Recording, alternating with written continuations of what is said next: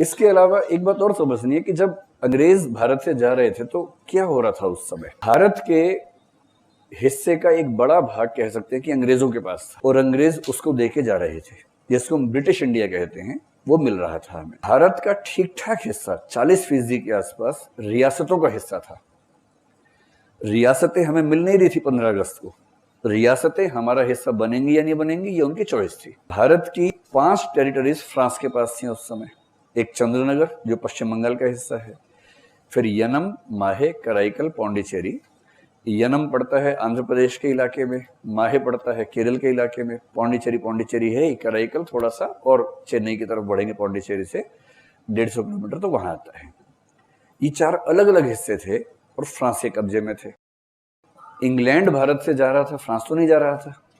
ये हिस्से भारत को कैसे मिलेंगे ये डाउट था ही उस समय। फिर पुर्तगाल के पास गोवा था, दमन था, दीव था, दादरा नगर हवेली थी और पुर्तगाल भी भारत से नहीं जा रहा था। तो सवाल ये भी था कि पुर्तगाल का हिस्सा भारत को कैसे मिलेगा। इन सबको मिला के एक देश बनाना था, ये मजाक नहीं था, बहुत मुश्किल काम था। हमारे देश के सबसे बड़े 2 दुर्भाग्य ये रहे कि महात्मा गांधी 1948 की शुरुआत में चले गए, उनकी मृत्यु हो गई। संविधान पूरा बनते हुए देख नहीं पाए।